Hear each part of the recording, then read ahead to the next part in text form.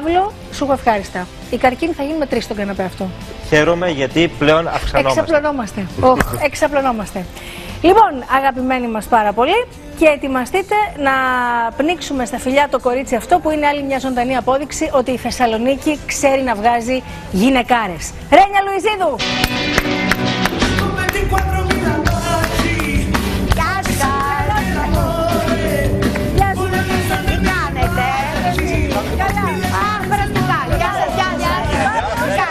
Παναγιώτης και Κωνσταντίνα, καλώς μας ήρθες.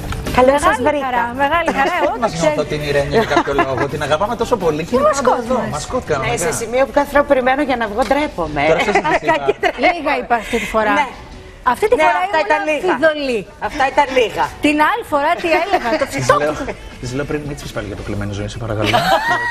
Σε χαιτεύω και με κοιτάει. Δεν το σκεφτεί. Σε κάποιον έλεγα πάλι όμως για σένα φέτος το καλοκαίρι. Ποιον είχα πιάσει? Θα σε χτυπήσουν, Ναταλία, στο τέλος. Και συμφώνησαν και οι δύο. Ήμουνα με τον Μιχάλη Μαρίνο και την Ηρολούπη και τους έλεγα για τη Ρένια Λουιζίδου και τη συγκλονιστική της ερμηνεία στην κλεμμένη ζωή, το σύριαλ. Με τον Εμινέ, και συμφώνησαν και οι δύο και μου είπαν όντως η Ρένια έδωσε ρεσιτάλ ερμηνείας. Για να μην λες πως τα λέω μόνο εγώ. Θες να δεις ένα άλλο που δεν έχει. Τώρα δεν σου είπα να με πεις για την κλεμμένη ζωή.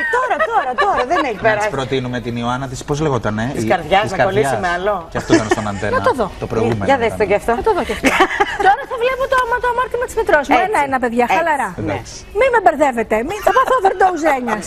Ένα-ένα. Λοιπόν. Να δούμε τα καινούργια τώρα. Τα καινούργια τώρα. Εννοείται. Παίζει και το καφέ της χαράς επανάληψη. Που είναι και έτσι σπάνια, ναι. Από παντού. Δεχόμαστε Ρένιες από όλες τις μεριές. Σε όλες τις ηλικίες, ξέρεις, σαν άλμπουμ της μαμάς μου. Εσύ όταν τα βλέπεις τα παλιά σου, πώς αισθάνεσαι? Αμήχανα, μωρέ εσύ, τόσα χρόνια που έχουν περάσει. Αμήχανα. Ναι, είναι πραγματικά σαν το φωτογραφικό άλμπουμ της μαμάς μου. Νομίζω θα βγω και με πιπίλα σε κάποιο. Πιο πολύ το στροπελέκι, φαντάζομαι. Εντάξει, αυτό δεν παίζεται. Α, δεν παίζει. Έχει παίξει όμως το Μέγα Επανάληψη. Δεν πολύ παίζεται επανάληψη. Να βλέπω τουλάχιστον πως είμαι και βρέφος.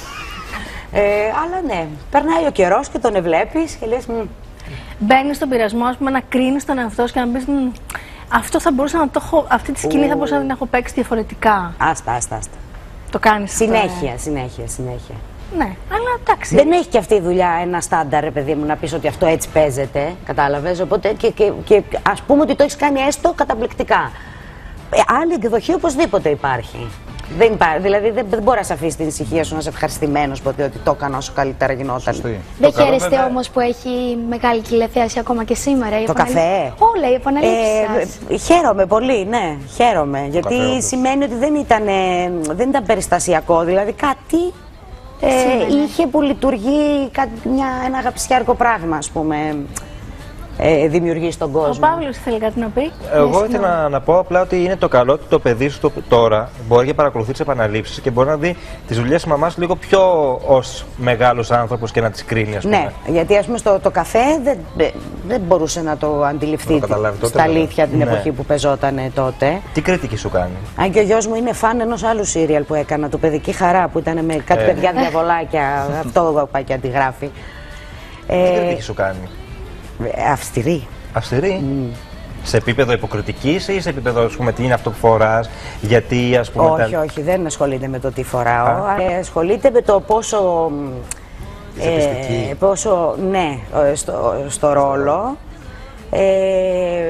Ενδιαφέροντα πράγματα μου λέει. Ναι. Γενικά, ναι. Δηλαδή γιατί έχει εικόνα πολύ συγκεκριμένη, μαμαδίστικη, ας πούμε, από μένα. Και μετά την πρώτη έκπληξη, όταν με δει να κάνω κάτι διαφορετικό, αρχίζει και το κρίνει με πολύ καθαρό μάτι. Το βλέπεις να προσανατολίζεται προς την καλλιτεχνική πλευρά, δηλαδή? Νομίζω πως όχι. Όχι, Κοίταξε, δεν ξέρω, δεν έχει καμία τάση αυτή τη στιγμή, απολύτως. Είναι από αυτούς που δεν θέλει να πει ούτε ποίημα, δεν θέλει να βγει ποτέ μπροστά, ας πούμε, να ανέβει στη σκηνή. Πόσο χρονών είναι? Τώρα είναι 12. Βικτοράκος. Πρώτη γυμνασίου. Αλλά και εγώ στην ηλικία του ούτε ποίημα δεν έλεγα, οπότε. Δεν ξέρεις, ναι. Δεν ξέρω. Ευαγγελία και Παναγιώτη, τη γνωρίζετε πρώτη μέρα σήμερα? Εγώ ναι. Θέλετε να τη ρωτήσετε κάτι? Τι απορίες μπορεί να έχετε από την. Εγώ τώρα, επειδή έλεγε και ο Παύλος όσον αφορά το γιο της κυρίας Λουιζίδου, Έχετε νιώσει σαν μητέρα, ας πούμε, ότι ίσως δεν έχετε δώσει αυτά που πραγματικά θα θέλατε να δώσετε στο γιο σας, γιατί λείπατε πολύ συχνά από το σπίτι λόγω επαγγελματικών υποχρεώσεων? Κοιτάξτε, νομίζω ότι το θέμα ενοχή και μαμά, δηλαδή ακόμα κι αν είσαι 30 ώρες το 24ωρο στο σπίτι, δεν ξεπερνιέται ποτέ, γιατί πάντα αναρωτιέσαι και εκεί που ήσουν να τα κάνεις σωστά αυτά που έπρεπε να κάνεις. Αλλά δεν έχω από πλευράς ωραρίου ότι έλειπα, ας πούμε, σαν χρόνος από το σπίτι. Ήτανε καλές εποχές τότε και μπορούσες να ρυθμίζεις τις δουλειές σου. Δηλαδή, εγώ δεν έκανα όσο ήταν μικρός και μέχρι 7, 8, 9 χρονών σύριαλ και θέατρο μαζί, ας πούμε, δεν έκανα. Είχα το περιθώριο να μην κάνω. Τώρα. Από ότι υπήρχε χρόνο. Last year. Ναι. Πολύ last year. Τώρα θα δουλέψουμε όσο έχουμε. Ναι. Τότε όμως υπήρχε αυτή η δυνατότητα. Ας πούμε, να πω, δεν θα κάνω ταυτόχρονα δύο πράγματα τα οποία θα με κάνουν να λείπω πολύ από το σπίτι. Και δεν θεωρώ ότι έλειψα δηλαδή χρονικά. Αν έχω κάνει λάθη και αν είχα ελλείψεις, έχουν να κάνουν με την προσωπικότητά μου, όχι με το επάγγελμά μου. Ίσα-ίσα περισσότερο από άλλες μαμάδες που είχαν ωράρια συγκεκριμένα. Ναι, καλά. Αυτό που λες έχεις δίκιο, ότι δεν έχει να κάνει με το πόσο λείψει, έχει να κάνει με το τι μάνα είσαι. Ναι, αυτό είναι σίγουρο. Εγώ θέλω να σας ρωτήσω, επειδή είστε ένας πολύ επικοινωνιακός και χαρούμενος άνθρωπος, ας πούμε, και λόγω της εποχής που τα πράγματα είναι λίγο δύσκολα, και εσείς, δόξα τω Θεώ, μια χαρά δουλεύετε και τα πάτε. Εντάξει, δόξα τω Θεώ, προς τι θα ήταν αυτό και τι θα θέλατε να κάνετε, τι άλλο θα θέλατε να κάνετε στη ζωή σας, τι άλλο, αυτή τη στιγμή που μιλάμε, αν αύριο γύριζαν τα πράγματα, ανάποδα, τελείως. Εκτός δουλειάς μου δηλαδή. Αν αυτή η δουλειά σταματούσε αύριο, δεν υπήρχε πια. Και βρίσκεστε εσείς ξαφνικά, ας πούμε, ξυπνάτε την άλλη μέρα. Πρέπει να μου πεις, αν είμαι πλούσια, θα σου πω να κάνω κάτι άλλο. Όπως είσαστε σήμερα, ξυπνάτε την άλλη μέρα, αύριο. Τι άλλο να κάνω, δεν ξέρω τίποτα άλλο να κάνω. Είμαι μεγάλη πια, αυτό ξέρω να κάνω. Δεν είσαι καθόλου. Δεν έχει να κάνει. Για να αρχίσω επαγγελματικό προσανατολισμό. Μπορεί να είναι κάτι τέχνη, ας πούμε. Μπορεί να είναι κάτι που θέλατε να κάνετε, αλλά δεν κάνατε ποτέ. Το έχεις αποθυμένο. Ναι. Θα σας βοηθήσω. Έστω ότι είχατε λύσει το οικονομικό σας πρόβλημα. Θα σπούδαζα κάτι. Να. Τι? Ψυχολογία, όχι, Το δεν θα έχεις σκεφτεί, γι' σπούδαζα αυτό σε ρώτησα. ψυχολογία. Το βλέπω. Έχω ανακαλύψει μεγαλώνοντας διάφορα πράγματα που θα ήθελα να έχω σπουδάσει. Θα σπούδαζα κάτι σχετικό με τις θρησκείες του πλανήτη. Κοινωνιολογία, ας πούμε, όχι. Από εκεί πας, γιατί το έχω ψάξει και αυτό. Από εκεί πας. Θεολογία δηλαδή. Όχι, συγκριτική. Κατάλαβες, τη μεταξύ τους σχέση και τον τρόπο που επηρεάζουν τον πολιτισμό μιας χώρας. Συγκριτική θεολογία δηλαδή, λέγεται αυτό. Θα μ' άρεσε πολύ να το σπουδάσω αυτό. Υπάρχει στο ανοιχτό πανεπιστήμιο, γιατί. Θα υπάρχει, λέει. Όλα υπάρχουν. Είπα ότι υπάρχει. Εγώ δεν προλαβαίνω να το κάνω. Έχει διαβάσει ωστόσο δηλαδή κάποια πράγματα για κάποιες άλλες θρησκείες, δηλαδή το έχεις ψάξει? Ναι, και κοίταξε, από ταξίδια μου ήρθε το flash αυτό, ότι πόσο διαφορετικές είναι οι πραγματικότητες ανάλογα με την θρησκευτική κατεύθυνση, πόσο επηρεάζει το σύνολο της κοινωνίας και του πολιτισμού. Είσαι αυτό που λένε η γυναίκα που πάει στην εκκλησία κάθε Κυριακή, δηλαδή. Εγώ? Ναι. Όχι, καμία σχέση. Όχι. Σε ενδιαφέρουν οι πολιτισμοί και όλο αυτό το οποίο λες. Κοινωνιολογικά θέλετε να το δείτε το θέμα? Κοινωνιολογικά, ναι. Okay. Όχι, ναι, γιατί δεν είμαι... Νομίζω ότι για να θέλει να το σπουδάσει είναι λίγο διαφορετικό αυτό που εννοεί. Ότι το βλέπει απ' έξω. Ναι. Έτσι, το βλέπει απ' έξω, σαν παρατηρητής. Δεν είναι, γι' αυτό μην με κοιτάς με ολοστρόγγυλα μάτια. Ότι θα έρθω μετανοείται. Την επόμενη φορά που θα με καλέσεις. Και ένα σταυρό αυτό. Έχω καταλάβει ακριβώς τι θέλεις να σπουδάσεις. Το κατάλαβα. Και να σου πω κάτι άλλο. Θα εύχομαι κάποια στιγμή να έχεις βγάλει τόσα, μάλλον να έχεις λύσει το πρόβλημα το οικονομικό. Δεν προβλέπετε αυτό που λες. Ναι, έτσι όπως πάει και το επάγγελμα στη showbiz γενικά εδώ, νομίζω ότι δεν θα το λύσει κανένας μας, αλλά λέμε τώρα. Λοιπόν, πάμε να κάνουμε ένα διαφημιστικό διάλειμμα, να πιει και η Ρένια μας μια γουλιά καφέ και όταν επιστρέψουμε να μιλήσουμε για τα σχέδιά της, όχι τα μελλοντικά, τα άμεσα, τα θεατρικά που είναι και πολύ ενδιαφέροντα, γιατί θα παίξει σε μια παράσταση που ένα θα σας πω μόνο και από εκεί θα καταλάβετε. Κριτικό western. Αυτό σας λέω μόνο και άλλο κανένα. Ερχόμαστε.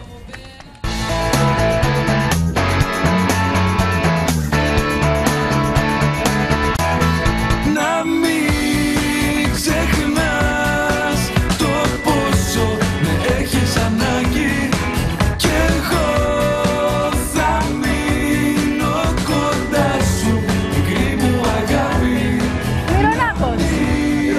Μυρονάκος. Σταυρό του Νότου Κλάς.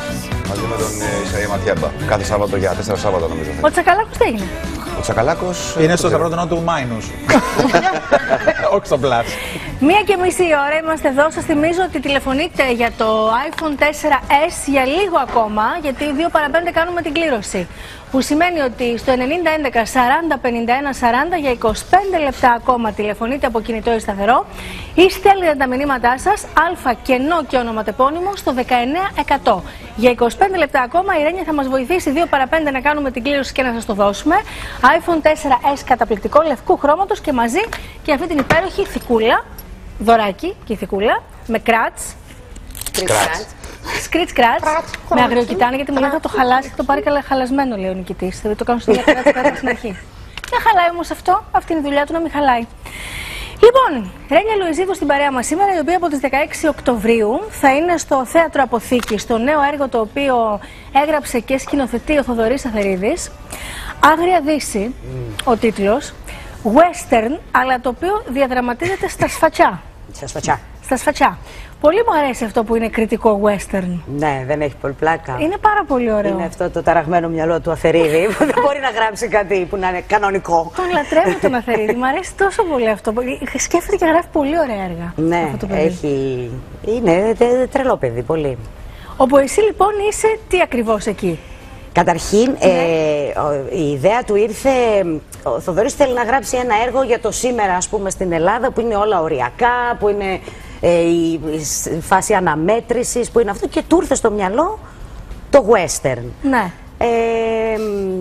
Και πού ταυτίζεται, πού μπορεί να βάλεις ένα περιβάλλον western, ας πούμε, στην Ελλάδα, ένα ξερό τοπίο, έναν ήλιο, μπαλωθιές, πιστολίδι, ας πούμε, και τέτοια, στην Κρήτη φυσικά. Στην Κρήτη. Και στα Σφακιά. Έτσι βρεθήκαμε εκεί, όπου εγώ είμαι μια ιδιοκτήτρια πανσιόν, με 2 παιδιά, την Τζέννη τη Θεωνά και τον Λευτέρη τον Ελευθερίου. Μάλιστα. Κατεστραμμένη πλήρως, με κομμένο το νερό, χρωστάει. Ο άντρας της είναι φυλακή για το ΙΚΑ. Μια κατάρα, ας πούμε. Τύπου αυτά είναι τα παιδιά σου, δηλαδή. Τύπου αυτά είναι τα παιδιά μου. Τα οποία, πρόσεξε, είναι και δίδυμα, υποτίθεται. Ναι, παιδιά, αυτά είναι το μυαλό του Αθερίδη. Τα παιδιά, δηλαδή η Τζέννη και ο Λευτέρης, όπως τους βλέπεις τώρα, έτσι θέλω να κάνεις εικόνα. Είναι επί τούτου για να μην μοιάζουν. Είναι δίδυμα, ναι, υποτίθεται. Αυτός ο ξανθός άγγελος με τα μπλε μάτια και ο Λευτέρης είναι δίδυμα. Υπάρχουν δίδυμα. Αφαιρένει υποκλίνουμε. Ναι, αλλά δεν είναι και το τούμπα ανάποδο, ρε παιδί μου. Είναι σαν να γράψει έργο και να πεις ότι η Αραβανή και ο Σταματόπουλος είναι δίδυμα. Είδες που γελάς όμως? Δεν γελάσαμε όλοι. Μόνο Θέμης. Και εσύ βλέπω. Τι κρίμα, πήρε όλη την ομορφιά το κορίτσι, ρε εσύ. Δεν πειράζει, εγώ πειράζει, είναι ξυπνάω. Το καλύτερο απ' όλα είναι που νομίζει που στο ρόλο η μικρή νομίζει ότι ο αδερφός είναι όμορφος και εκείνη άσχημη. Αλήθεια. Σοβαρά μιλά. Έχει γεννηθεί τρελό το κορίτσι, μάλιστα. Όλα δηλαδή αντίστροφα σας. Ναι. Αντίθετα. Μάλιστα. Και τέλος πάντων πάνε όλα κατά διαβόλου, δηλαδή δεν έχουν μία κτλ. Και μέσα σε όλη αυτή την απόλυτη κατάρα που ζουν εμφανίζεται ο Λευτέρης, ο ρόλος που υποδίεται ο Θοδωρής στην παράσταση. Που είναι παλιός σου αγαπημένος. Ο οποίος είναι παλιός μου έρωτας.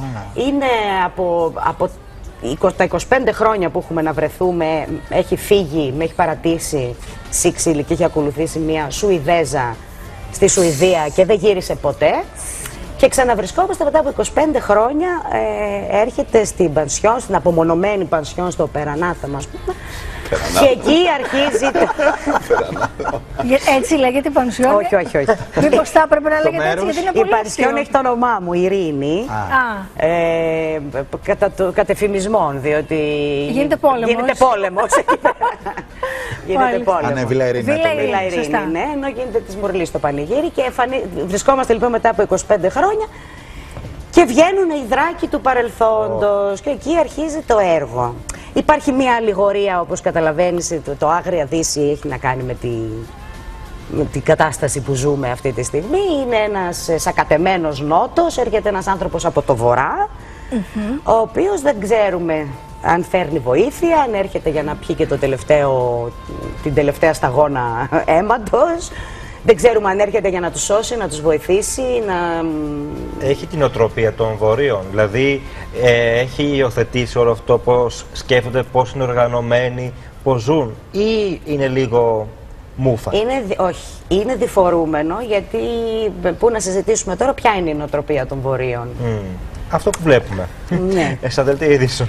Ναι, θέλω να πω, σε μερικά πράγματα λες, αμά να την είχαμε αυτή την νοοτροπία, λίγο οργάνωση, λίγο πειθαρχία, λίγο αυτό, σε άλλα πράγματα λες, μακριά από εμάς. Έρχεται το θεριό να μου δαγκώσει το καρύδι. Πώς έρχεται λοιπόν ο Αθερίδης? Και. Όπως είναι. Ναι, λίγο απ' όλα, κατάλαβα. Και υπάρχει δηλαδή, το ζητούμενο είναι να υπάρχει αυτή η αλληγορία, κατάλαβες, αυτή η βοήθεια από το βορρά είναι, αυτό που έρχεται από το βορρά είναι βοήθεια, είναι, γιατί αυτό που γίνεται στο νότο είναι οπωσδήποτε λάθος, αυτό το βλέπουμε, το ζούμε. Αλλά αυτό που έρχεται από το βορρά έρχεται για καλό ή για κακό, ας πούμε. Και να σου πω τώρα κάτι άλλο. Και μήπως τα παιδιά είναι δικά του? Τώρα τι θα πεις το έργο? Τώρα σε παρακαλώ πες μου, σε παρακαλώ κοίτα με στα μάτια και πες μου τι γατήσιο μυαλό έχω. Πού πήγε εμένα το μυαλό μου? Εγώ θέλω να μην είναι δικά του τώρα, να γελάσουμε. Θα αντιδρούσε έτσι η πρωταγωνίστρια? Και να με σκάσετε δεν θα πω. Θα αντιδρούσε έτσι με το θα μου έλεγε όχι, δεν είναι δικά του πατέρα του είναι τα παιδιά. Ναι. Μπορεί να είναι μισά-μισά, γιατί όλες αυτές τις όχι, τα παιδιά δεν είναι μισά-μισά. Αφού είναι ολόιδια. Ναι, αφού είναι ολόιδια. Με τη μαύρη την μπουστάκα ο ένας. Φτιάχνεις και θεονάς αδειός στο βρεθείς. Πάντως το βουκολικό σε κυνηγάει. Και πανσιόν. Τι έπαιζε πέρσι? Στο καφέ της Χαράς πάλι έτρεχε στα λαγκάδια και σε αυτά. Και ως μάνα. Ναι, εντάξει, όχι, εδώ είναι πιο άγρια τα πράγματα. Πιο άγρια. Στη Κρητική, άντε. Εντάξει. Λοιπόν, από 16 Οκτωβρίου στο Θέατρο Αποθήκη, Άγρια Δύση. Δηλαδή πότε, μεθαύριο δεν είναι? Την Τρίτη ξεκινάμε. Να είστε καλά, παιδιά. Πες μου τώρα για το τηλεοπτικό. Τι γίνεται με το αμάρτημα της μητρός μου? Ξεκινάει, μαθαίνουμε, δεύτερος κύκλος στον Αντένα. Ξεκινάει δεύτερος κύκλος. Εκεί είναι το τρελοκομείο. Η καταπληκτική αυτή κομμότρια, η οποία έχει αναστατώσει τη ζωή του. Είδες, δεν είμαι παντού βουκόλα. Του πάμπλου του, όχι. Εδώ είσαι. Είμαι φτωχιά. Είναι φτωχιά, είναι κομμουνίστρια, μάχεται για τις αρχές της, αλλά τον κάνει τον πάμπλου του έτσι. Ναι. Τον και αυτός όμως δεν μπορείς να πεις. Ναι, αλλά τον κάνεις εσύ ό,τι θες τελικά, νομίζω. Ναι, εντάξει. Όπως κάνετε όλες οι γυναίκες τους άντρες. Ναι, λοιπόν, εκεί συνεχίζει να γίνεται της μουρλής, διότι η σχέση των παιδιών έχει προχωρήσει και ο κλειός γύρω από το ζευγάρι των μεγάλων ως προς το να αποκαλυφθούν έχει σφίξει πλέον πάρα πολύ. Δηλαδή έχουν ανακατευτεί πολλοί άνθρωποι και είναι πολύ δύσκολο πια να κρατηθεί μυστικό. Και γίνεται αυτό που γίνεται πάντα όταν προσπαθείς να μην πεις ένα, ας πούμε, απλό ψέμα και βάζεις ένα άλλο ψέμα από πάνω και αρχίζει και γίνεται πιο σύνθετο και μπαίνουν κι άλλοι άνθρωποι στη μέση και πια μπερδεύεται όσο γίνεται να μπερδευτεί. Έχεις ξεχάσει από που έχεις ξεκινήσει, δηλαδή, ουσιαστικά. Έτσι γίνεται. Ξεχνάς τι κρύβεις πια. Τι κρύβεις, ναι, αυτό.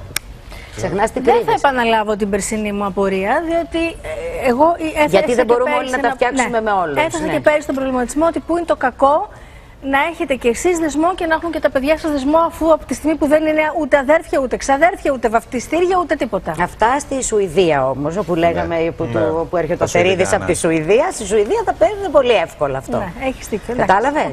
Μαζί σου είμαι, αλλά δεν είναι αυτή η πραγματικότητα εδώ. Θα ήταν πολύ δύσκολο. Να ρωτήσεις, Ευαγγελία. Προτιμάτε το θέατρο ή την τηλεόραση? Γιατί σίγουρα είναι κάτι διαφορετικό το θέατρο. Μ' αρέσει πολύ να παίζω στο θέατρο, γιατί είναι ζωντανός οργανισμός, είναι άλλο πράγμα κάθε μέρα. Και είναι, εντάξει, εν πολλής είναι ο λόγος που έγινα ηθοποιός, αλλά έχω ζήσει πολύ μεγάλες χαρές από την τηλεόραση και δεν θέλω να...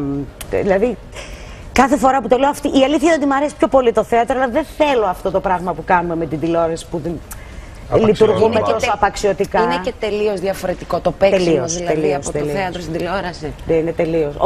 Η ύπαρξη της κάμερας κάνει το πράγμα διαφορετικό. Στην τηλεόραση, όπως και στον κινηματογράφο, όλο το πράγμα είναι στα χέρια του σκηνοθέτη. Που θα υποδείξει και στο μοντέρ τι θα μοντάρει. Δηλαδή μπορεί να δεις ένα αποτέλεσμα τελείως διαφορετικό από αυτό που έχεις εσύ κατασκευάσει μέσα στο μυαλό σου. Στο θέατρο όλο είναι στα χέρια του ηθοποιού. Μερικές φορές είναι καλύτερο αυτό, μερικές φορές Είσαι όχι. και πιο εκτεθειμένο στο θέατρο, Πολύ. δεν είσαι? Δηλαδή στυλώσει κάπου το σώζεις. Στο θέατρο ναι. ό,τι γίνει. Έχει τη συνδρομή των άλλων ειδικοτήτων πολύ έντονη. Δηλαδή ένα ωραίο φως, η μουσική, το μοντάζ. Ναι, και το ξαναπάς, αυτό που λέει και Θέμης. Δηλαδή δεν και το πήγες μετά καλά, θα δουν πάμε τις 3 Ρένια. λήψεις σου, θα κρατήσουν την καλύτερη, όπου δεν είναι καλή η λήψη σου, θα βάλουν ένα πλάνο του αλουνού. Δηλαδή μπορούν να σε προστατεύσουν οι συνθήκες. Στο θέατρο είσαι εσύ και ο κόσμος. Δεν μπορείς να δεν έχεις, δηλαδή, δεν μπορούν να σε βοηθήσουν τόσο πολύ. Βεβαίως ο σκηνοθέτης πάλι θα σε καθοδηγήσει ή δεν ξέρω τι, αλλά δεν μπορεί να είναι μαζί σου εκείνη την ώρα. Σου έχει τύχει κάτι ακραίο σε παράσταση? Να πάθεις δηλαδή κάτι που να μην σώζεται με τίποτα. Μα αυτό λέγεται σεντόνι. Δηλαδή Ναι, πέρσι έπαθα. Μετανοείτε πώς λεγότανε, πέδες Ελλήνων. Ζείτε πέδες Ελλήνων. Όχι, το μετανοείτε του χρόνου. του χρόνου που λέγαμε. Τι έπαθες πέρυσι, για πες. Σεντόνι. Κανονικό. Πρώτη φορά έπαθα στη ζωή μου το πλήρες. Δηλαδή, όχι, στη μέση του νούμερου. Μόνη σου στις μόνη μου κατάμονη στο μονόλογο που είχα. Και πώς Που έκανες μια ελευθέρω ηθών. Αυτό. Και βγήκε και τι έγινε, για πες. Σας βοήθησε Είχα κανείς? άγιο, διότι ήρθε ο Ρήγας εκείνη την ημέρα να δει παράσταση. Ναι.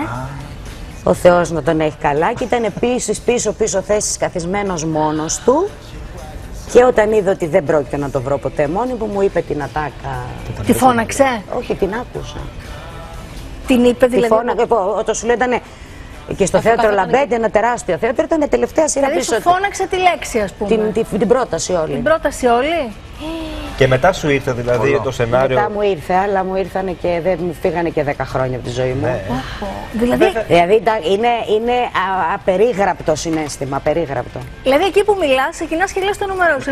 Και το έπαθα στη μέση, όχι στην αρχή κάτι. Εκεί που μίλαγα και τα λοιπά, ξαφνικά. Γι' αυτό το λες εντόνι, ρε παιδί, με την έννοια του άσπρα όλα. Ούτε που γιατί είμαι εδώ, ούτε τι θέλω να σας πω. Και τι έκανες, σταμάτησες? Ήθελα τη μαμά μου να με πάρει. Αυτό ήθελα. Μόλις τελείωσε το έργο, πώς νιώσατε? Καταρχήν έτρεμα, αφού το είπα το ρημάδι όπως το είπα μετά, κακήν κακός τέλος πάντων, και πραγματικά είχα άγιο που ήρθε ο Αλέξανδρος, και ήρθε συγκεκριμένο ο Αλέξανδρος που το είχε γράψει. Που ήξερε τι. Και που ήξερε τι είναι παρακάτω. Πολύ και που αυτό Είστε δηλαδή. σαν τυχεροί στην ατυχία Δεν ήταν σας. και τόσο σίγουρο ότι θα θυμάται ολονών τα νούμερα. Φαντάσου όμως εκείνη τη μέρα να έρθει Ναι, αυτό. Άγιο. Σε περίπτωση που δεν ήταν, τι θα έκανες, δηλαδή, πες μου σε παρακαλώ σε αντίστοιχη Φαντάζομαι να τελείωνε, σηκωνόμουν με δάκρυα στα Και μάτια. θα έλεγα, σας ζητώ ταπεινά συγγνώμη, γεια σας Με τώρα. συγχωρείτε. Μουσική, να δει ο επόμενος. Μπορεί να μην καταλαβαίναμε, αν δεν το είχαμε ξαναδεί και ήμασταν θεατές και το έκανες μέχρι τη μέση, μπορεί κάποιοι να μην παίρνανε χαμπάρι ότι δεν το έκανες όλο. Λέω τώρα εγώ. Η ταραχή μου καταρχήν Α, που το ταραχή έδειχνε ήσουν, είναι ότι όχι, δεν είχε, δηλαδή δεν έβγαζε άκρη από αυτό που είχε συμβεί μέχρι τότε. Πάντως, εγώ πιστεύω ότι Φρικόδες. οι θεατές, έχοντας μπροστά τους έναν ηθοποιό που έχει αποδείξει τόσα χρόνια τι κάνει και τι δεν κάνει, νομίζω ότι θα το χειροκροτούσαν εάν Ναι, υπήρχε όχι, όλο ο αυτό το- κόσμος είναι, μάλλον τις περισσότερες Μαζί φορές σου. είναι. Ναι, Εσύ αφήνεις φοβερή φοβία ότι μην το ξαναπάθεις. Πάντα δείχνει συμπάθεια ο κόσμος αυτά. Λοιπόν, πάμε να παίξουμε με τη Ρένια το τι θα έκανε σαν υποθετικές ερωτήσεις. Αληθινές απαντήσεις όμως ζητούμε στις υποθετικές ερωτήσεις. Ξεκινάμε από την Κωνσταντίνα και πάμε έτσι με τη φορά του ρολογιού. Πρώτη ερώτηση από την Κωνσταντίνα. Τι θα κάνατε αν σας πρότεινα να παρουσιάσετε ένα reality μαγειρικής? Μια χαρά, θα δεχόμουν. Είστε καλή Όχι να μαγείρισα. μαγειρέψω εγώ το παρουσιάζω. Όχι, στα Γενικά reality είστε. παρουσιάζεις. Ναι, Δεν μαγειρεύεις εσύ, όχι, Να παρουσιάζεις. κάνεις την Μπεκατόρο, ας πούμε, ή την Συνατσάκη. Παναγιώτης. Θα το έκανα, φαντάζομαι. Ωραία. Γιατί όχι. Τι θα κάνατε αν κερδίζατε το jackpot στο Joker? Και το ήξερα από πριν. και το- Καταρχήν τους φίλους μου άρχοντες, πρώτα απ' όλα. Γεια σου ρε Καρκινάκη, αυτό είναι. Πόσο φίλη μου η Ρένια Λουιζίδου. Εσύ. Ταξίδια, δηλαδή πώς να σου πω, από πολυτέλεια και τέτοια δεν έχω τέτοιες μεγάλες Κατάλαβα. πούμε αποθυμένα, είτε η γούστο τέτοιο πολύ που να πω ότι μου Εικόνες λείπει θέλετε η να δείτε. χλυβή, Ναι. κάτι τέτοιο. Δεν είναι ο τύπος μου να λειτουργώ έτσι. Χρόνο θα αγόραζα, δηλαδή χρόνο να κάνω πράγματα που θέλω και όχι πράγματα που πρέπει. Και ταξίδια. Και να διευκολύνω και όλος και το περάσουμε παρέα καλά. Ευαγγελή.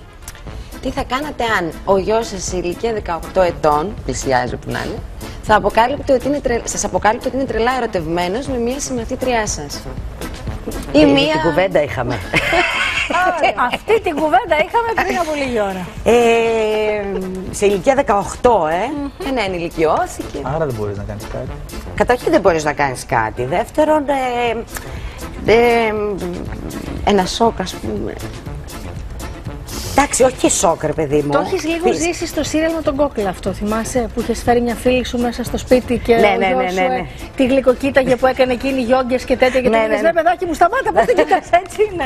Κοίταξε, νομίζω ότι ένα γόρι 18 χρονών έχει πολλά να μάθει από μια μεγαλύτερη γυναίκα. Άτσα. Δεν θα ήθελα, για να μην κάνω την άνετη, να είναι η διαβίου επιλογή του. Αλλά δεν θα με πείραζε για ένα χρονικό διάστημα της ζωής του. Με την κολλητή σου δεν θα έχεις θέμα? Τώρα αν ήταν κολλητή μου, κοίταξε να δεις. Θα με ενδιαφέρει περισσότερο να γίνει υγιός, με την έννοια όχι σε αρρωστημένη συνθήκη, μέσα πίσω από την πλάτη και τέτοια πράγματα που θα σήμαιναν για τους ανθρώπους, για τις προσωπικότητες, μυστήρια πράγματα. Αλλά έχω την εντύπωση ότι όλοι οι άντρες αυτές τις ηλικίες έλκονται από τις μεγαλύτερες γυναίκες. Αν δεν έπαιρνε τη μορφή σοβαρού ειδιποδίου, δηλαδή να πηγαίνει με μια μεγαλύτερη γυναίκα γιατί θέλει τη μαμά του, δεν θα έχεις πρόβλημα. Την γούστιμπους, δεν κολόρυμπους. Παύλο. Τι θα έκανες αν η ταμεία στο σούπερ μάρκετ σου ανακοίνωνε σε έντονο τόνο ότι το χρονόμισμα που της έδωσες είναι πλαστό και θα καλούσε το διευθυντή για τα περαιτέρω? Παναγιά μου την τροπή. Τι θα έκανες? Θα ζήταγα καταρχήν συγγνώμη προσπαθώντας να εξηγήσω ότι δεν είναι από πρόθεση, ότι δεν την πάω να την κοροϊδέψω. Ότι φαντάζομαι κάπου μου το δώσανε και εμένα, δεν θα έδινα πλαστό. Η μαμά σου να σε μαζέψει πάλι. Τι μαμά μου θέλω. Δεν θα παρατούσες τα ψώνια και θα βγεις τρέχοντας?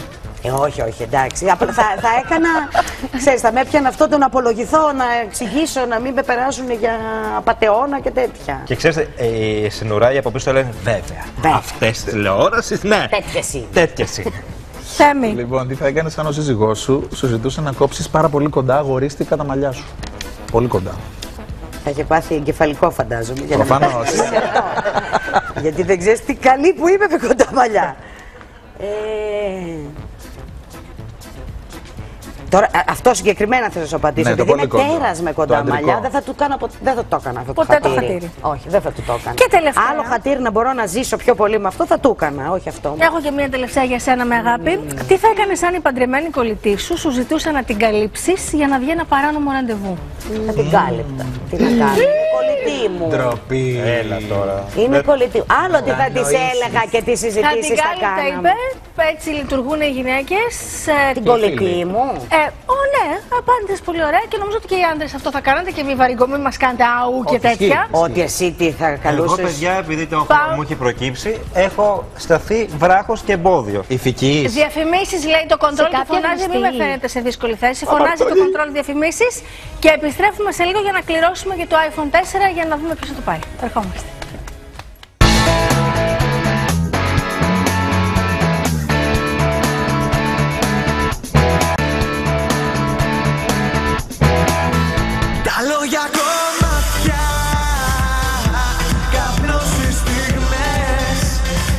Επιστρέψαμε λοιπόν, είμαστε εδώ πάντα παρέα με τη Ρένια Λουιζίδου, η οποία από τις 16 Οκτωβρίου μαζί με τον Θοδωρή Αθερίδη, την Τζέννη Θεωνά και τον Λευτέρη Ελευθερίου είναι στο Θέατρο Αποθήκη, στο έργο του Θοδωρή Άγρια Δύση, την Τρίτη κιόλας. Να, κοντοζυγώνει η πρεμιέρα σας. Θέλουμε να μας βοηθήσει στην κλήρωση του iPhone 4, που σημαίνει θέλουμε ένα νούμερο από το 1 μέχρι το 4080. Το 2000. Στρογγυλό κοντρόλ, το 2000 για το iPhone 4. Ναι, παρακαλώ κύριε Σνέ. Ισχύει ότι ο Γιάννης Λάτσος θα συμμετέχει στο αμάρτημα της μητρός μου. Ως ηθοποιός. Θα παίξει μια σκηνή. Εντάξει, τα λέμε συμμετέχει. Αλήθεια, θα κάνει guest. Έτσι είχε πει και είπε ότι θα το κάνει. Τώρα ελπίζω να μην τον εαυτό του ή κάποιον άλλο. Τέλεια. Άντε Γιάννη μου, θα παίξει σε μια σκηνή. Και σε παράσταση. Λοιπόν, το iPhone 4S κερδίζει ο ο Μανώλης Ναχμίας με κινητό που τελειώνει σε 2,59. Κύριε Ναχμία, συγχαρητήρια, καλορίζικο το κινητούλι σας και να χτυπάει μόνο για καλό λόγο. Ευχαριστούμε πάρα πολύ τη Ρένια, ευχαριστούμε και τον Γιώργη Λαμπαθάκη. Ακολουθεί το δελτίο ειδήσεων του Α με την Έφη Αλεβίζου, αμέσως μετά Άση Μπίλου και μετά Φόρμουλα 1 από την Κορέα. Να έχετε όλοι μια υπέροχη εβδομάδα. Από όλους εμάς φιλιά πολλά και αγάπες. Το άλλο Σάββατο στις 10 το πρωί πρώτο, ο Θεός να είμαστε καλά, θα είμαστε κοντά σας. Φιλιά πολλά, γεια σας!